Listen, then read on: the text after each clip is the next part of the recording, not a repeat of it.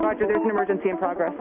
Looks like the right engine failed. A mid-air crash over Cherry Creek State Park. A miraculous escape raising chilling questions for neighbors. The concern is that a plane will actually hit the house. It doesn't help that Centennial is one of the busiest airports in the country. Plus, is the party over? The party has changed so much and so has done such a hard right. Deep divisions emerge inside the GOP, and some Republican stalwarts want to tread a new path. If you have a sizable third party, it's going to play spoiler. A look at what a breakaway political party could mean for conservatives and our nation as a whole. Today, a pilot managed to land this plane at Centennial Airport. It was ripped open and mangled by a mid-air crash over Cherry Creek State Park. And this is the other plane. Take a look at this. The pilot was able to deploy a parachute and then floated to safety, and incredibly here, no one was hurt. Incredible. Wow. Good evening and welcome to Denver7 News at 10. I'm Ann Trujillo. And I'm Shannon Ogden. Thanks for joining us tonight. And this unsettling crash has people living in the South Metro worried about the safety of their neighborhoods. It's also raising questions about one airline safety record in our state. First, let's get you through the timeline. The Arapahoe County Sheriff's Office says a mid-air crash was reported at 10:25 a.m. A single-engine plane and a key lime airplane collided. The pilot was the only person on board the key lime plane. Tower, key lime 970, declare an emergency. We had, looks like the right engine failed, so I'm going to continue my landing here. Key Lime Air says its plane took substantial damage to its tail, but the pilot managed to land it safely. Seconds later, a warning that the second plane was going down. Tower, there's another one. It's probably a shooter that dropped the parachute. Tower, that was a definite midair. The single-engine Cirrus plane is owned by Flight School. There were 2 people on board that one. And after the crash, they used that built-in parachute to float the aircraft to the ground. Both escaped unharmed. The National Transportation Safety Board says first reports indicate the crash happened while both planes were landing.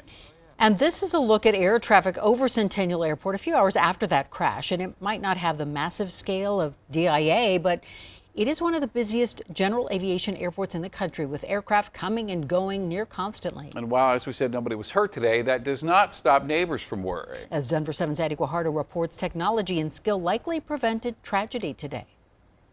Tower, key lime 970, declare an emergency. It's the moment 2 planes collided in midair over Cherry Creek State Park.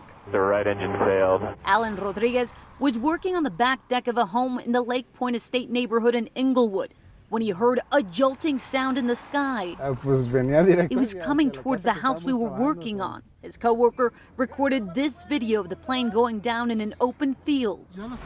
It scared us, to be honest. Did you see the crash? Howard lives near the airport. He's called this area home 20 years. He says his son witnessed the plane go down too, igniting a new worry. The concern is that a plane will actually hit the house or hit someone's house around here. There's an emergency in progress. About a half mile. Sue says a single-engine plane crashed near her home and a walking path she knows well. Yeah, we walk over there, so that's concerning. The parachute was directly in front of runway 35. Officials say the single-engine plane and the cargo plane were trying to land on parallel runways at the Centennial Airport when one plane overshot the final approach. Centennial is one of the busiest airports in the country.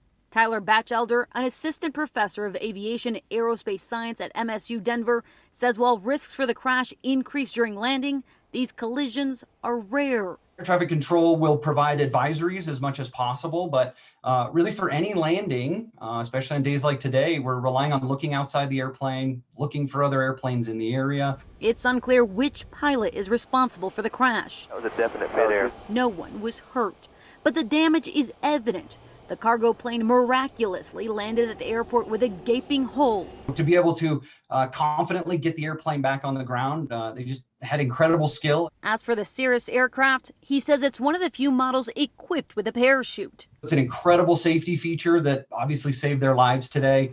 The National Transportation Safety Board and the Federal Aviation Administration is investigating the crash.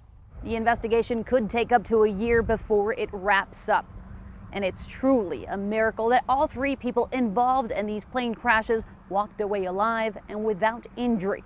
Tyler tells us this will allow those pilots to share their story and the aviation community to learn from their mistakes. In Centennial, Addie GUAJARDO, Denver7. Well, Denver7 Investigates has been looking into the safety records of one of the companies involved today. This plane operated by Key Lime Air. It's a cargo and passenger charter air service out of Inglewood. In 2003, 5 people were killed when a Key Lime flight and another plane collided over northwest Denver. In 2007, there was a near miss at DIA. 2014, a pilot was killed when his plane went down in a Centennial neighborhood. And then just a week after that, another flight made an emergency landing at Centennial Airport. A week after that, a plane went down in Kansas. Now, the other plane involved in today's crash is operated by Independence Aviation. That's a flight training school. Tonight, one coronavirus vaccine is getting the green light for kids between the ages of 12 and 15. The CDC formally recommended Pfizer's version of the shot for people 12 and older. And that is good news for Colorado, since our state stats show the highest proportion of newly reported outbreaks are coming from schools, childcare facilities, and colleges. So the next question for many parents is, how do I get my kids vaccinated? Well, state health officials say any provider offering the Pfizer shot can now administer it to the 12 and older group. UC Health says it can handle kids' appointments by online booking or at one of its walk-in clinics. In fact, tomorrow, Douglas County School District is hosting a vaccine clinic for 12 to 15-year-olds. That clinic is happening at the former Safeway location in Castle Pines. That happens between 8 and 5. You can book a spot online through the My Health System website. And more dates and locations will open up next week, including drive-through sites. The state says children under the age of 18 do need parental consent for vaccines. Parents don't need to be present so long as their consent is documented. Aurora Public Schools will require teachers to be vaccinated against COVID before the next school year, but that requirement only goes into effect when a vaccine receives full approval from the FDA. The superintendent says this is about protecting students and keeping them in class. The district said there will be exceptions for religious and health reasons. The Avs and Nuggets are going to get a welcome boost in the playoffs with thousands more fans cheering them on at Ball Arena. Kroenke Sports and Entertainment says the state approved new capacity limits for the NHL and NBA for their playoffs. The venue will operate just over 42% capacity, so that means 7,700 fans can now attend each game. Right now, a little over 4,000 can attend. The King Superstore in Boulder, where 10 people were killed, is expected to reopen this fall. The company says it will be renovated inside and out. King Supers and city leaders say this is a sign that violence didn't win here. The city, they say, will come back stronger. So the company now is asking for input from neighbors and from workers on just what that redesign should look like. And one of the King Supers workers killed on that day was Terry Liker, and she was a huge CU Buffs fan. Well, donors have now raised so much money for a scholarship fund in her name that it will become a permanent scholarship at CU. The Boulder Daily Camera reports more than $28,000 has already been raised for the Terry Liker Memorial Marching Band Scholarship. Well, tonight, Wyoming Republican Liz Cheney is out of her House leadership post. Republican lawmakers voted to remove her today. Now, as you might know, she's been a vocal critic of Donald Trump and his refusal to accept the results of the 2020 election. Colorado Congresswoman Lauren Boebert says she voted to remove Cheney. On Twitter, she said, quote, "Liz Cheney is the GOP of the past." Now, Congressman Ken Buck stuck by Cheney, and after the vote, he told reporters Cheney was, quote, "canceled for speaking her mind." Now, Congressman Doug Lamborn didn't say how he voted, but in a statement to our partners at the Denver Post, he called Cheney, quote, "a strong conservative," but blamed the news media for dividing Republicans. My heart just dropped out of my head. Metro property owners caught off guard by spiking taxes. We're seeing, for the most part, single-digit increases. Home values soar and the bills are stacking up. They're incentivizing slums. Why, it's not just owners and landlords who could feel the financial pain.